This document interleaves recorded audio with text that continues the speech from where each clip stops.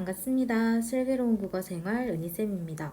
이번에는 2020년 6월 고1 국어 모의고사 중에서 37번에서 41번 비문학 지문에 대해서 한번 풀이를 시작해 보도록 하겠습니다. 우선 인문 지문에서 아리스토텔레스 나오면 조금 어려운 내용이 나오는 것도 예상이 조금 되실 거고요.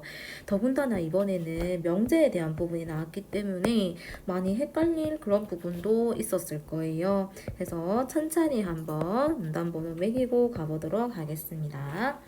자, 아리스토텔레스의 고전 논리학에서는 기본 명제를 네 가지로 분류를 했대요.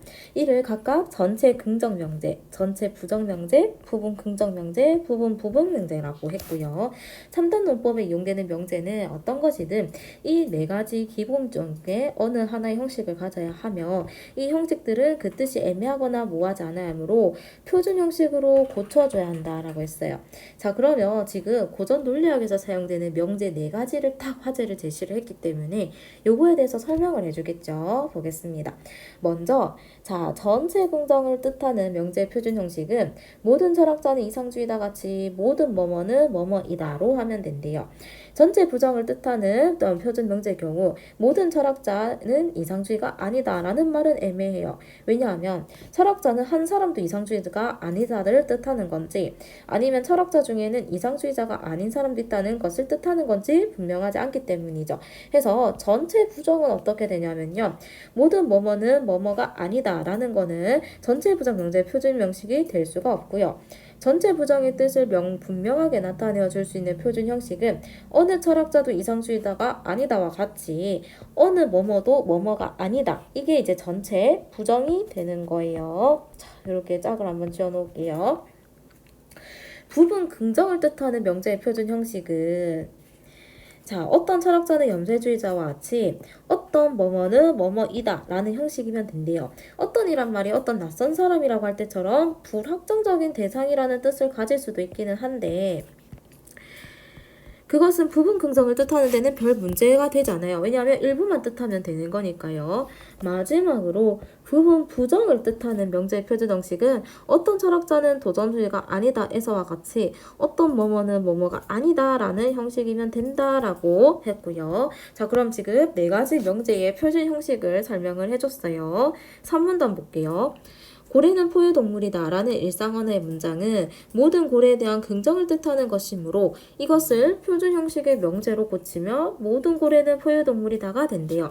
그러나 칼을 쓰는 자는 칼로 망한다 라는 말은 정체 긍정의 뜻으로 받아들일 수도 있고 부분 긍정의 뜻으로 받아들일 수도 있는데 이것을 칼을 쓰는 모든 사람은 칼로 망하는 사람이다 라고 한다면 정체 긍정이 될 거고요.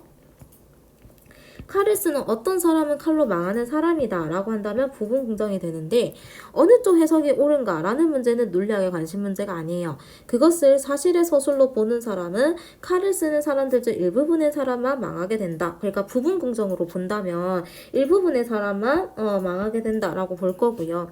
교훈을 이제 하나의 교훈으로 받아들이는 사람은 그것을 하나의 보편적인 것을 법칙 같은 것으로 뜻하니까 이해하기 때문에 전체 긍정을 읽게 된다. 자, 이렇게 보면 되겠네요.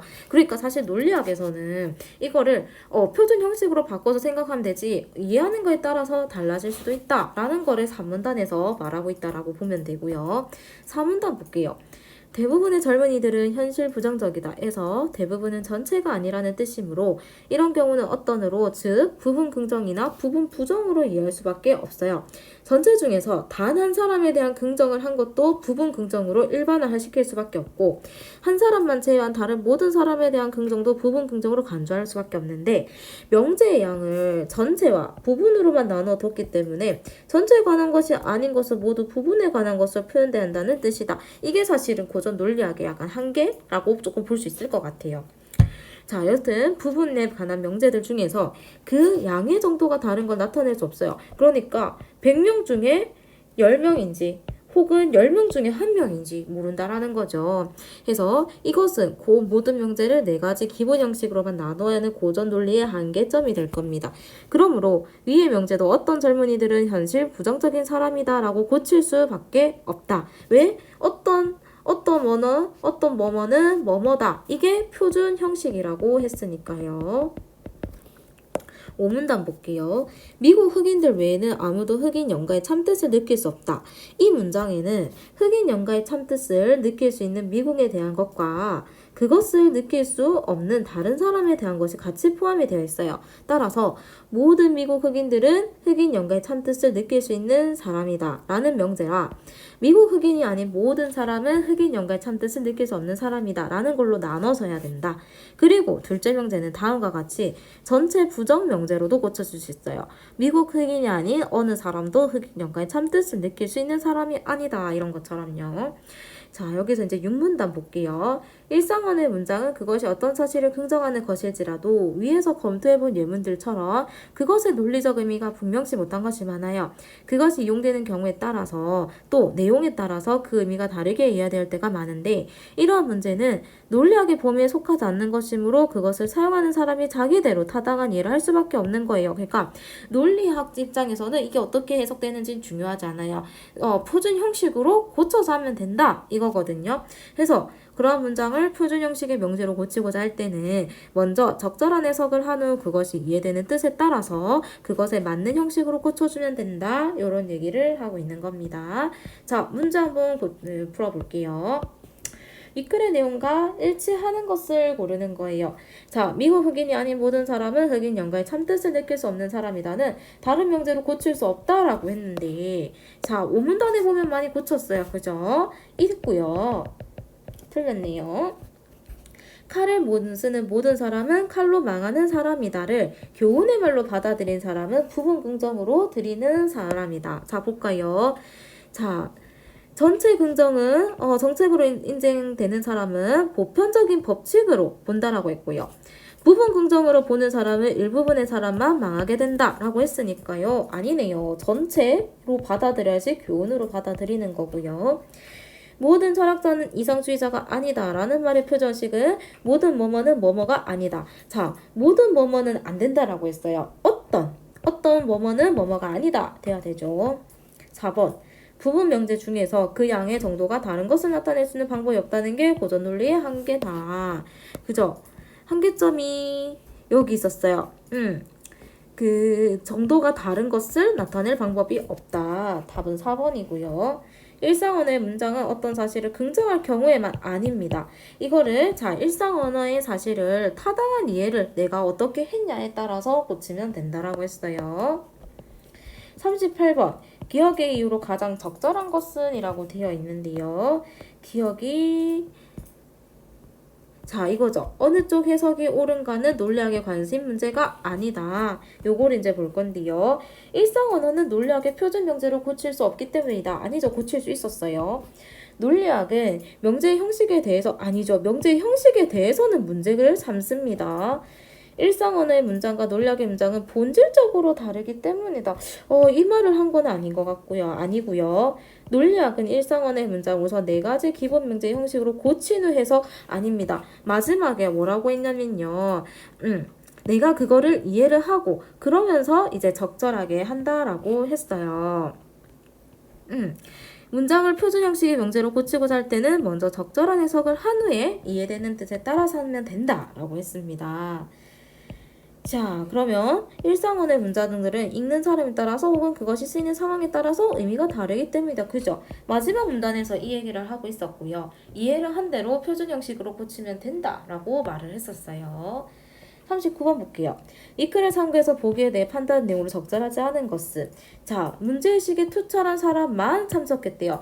뭐뭐만 참석했다는 요거를 눈치를 먼저 채야 됩니다. 이 4가지 형식에 들어있지가 않습니다. 자, 그러면 표준 형식이 아니니까 이해한 대로 뭔가 고치는 내용이 나올 것 같아요. 볼게요. 참석한 모든 사람은 문제의식이 투철한 사람이라는 뜻이고 이렇게 이해하는 사람은 이렇게도 할 수 있겠죠. 문제의식이 투철한 사람은 누구나 다 참석했다는 것을 뜻하지는 않는군. 자, 왜 그러냐면요. 일단은 투철한 사람만 참석했다라는 걸 봤을 때 이게 그 사람들만이 문제의식이 투철한지 그거는 알 수가 없어요. 그래서 맞는 말이고요.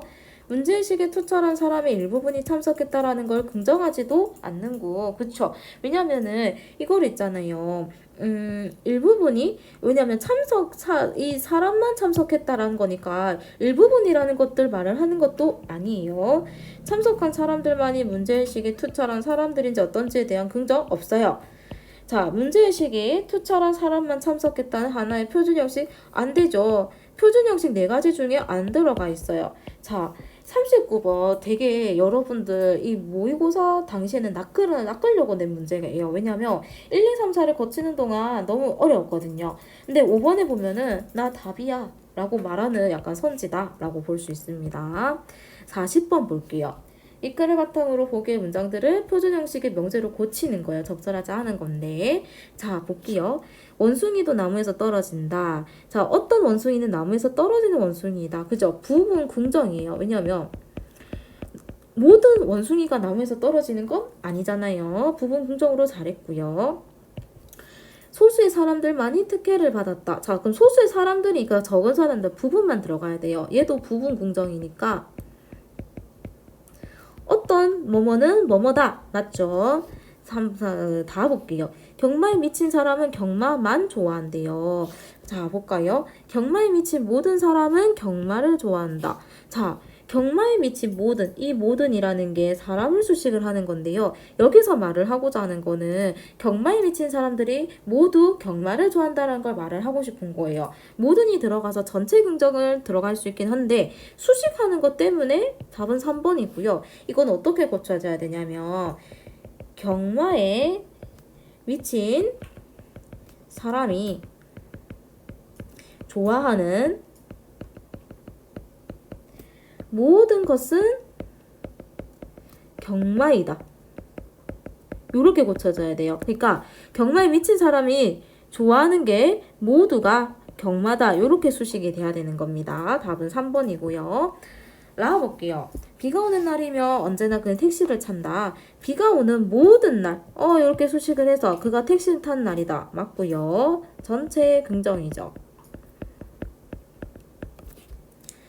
이번 여름의 모든 피서지는 초 만원을 이루는 곳이다. 자, 이번 여름에 피서지마다 초 만원을 이루었대요. 자, 그러면 여름의 모든 피서지가 뭐뭐다. 맞죠? 전체 긍정 잘 됐습니다.